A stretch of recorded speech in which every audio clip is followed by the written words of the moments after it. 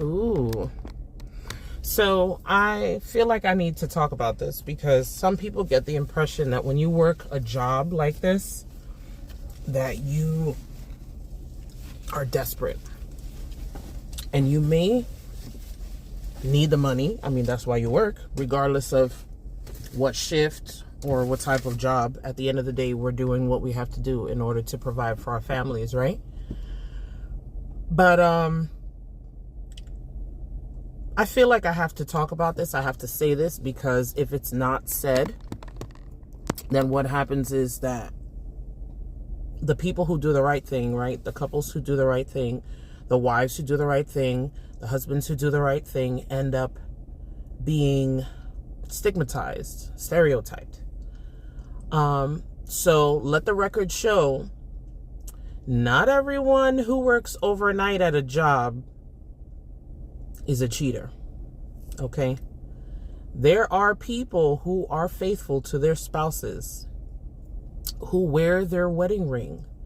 And even if they don't, they proudly, if they don't for whatever reason, maybe they just didn't wear it that day, or they don't want to wear their expensive ring to a job that's in a warehouse or something like that. At the end of the day, they still hold to their covenant, right? Regardless of what's going on at home, they still hold to their covenant. Their spouse is still their spouse. You could have just had a fight. You could have just had an argument. Your spouse is still your spouse. And what tends to happen is that people think that when you go to work, it's okay to have a work husband or a work wife. And the truth of the matter is it's not.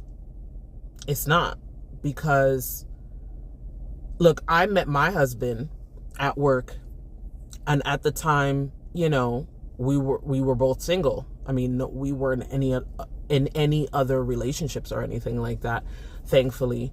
But there are people, men and women, young and old, who they go to work and they're looking for somebody and they're not afraid to flirt. And as a married person, you have to have those boundaries. You have to say, I'm married, or sneak, you know, happen to mention, drop the fact that, you know, you have a wife, you have kids at home, because you never know. You never know. The enemy will look for every single door that he can find, that he can use in order to infiltrate. And that infiltration has a lasting effect on generations. So you need to check yourself if you're in that.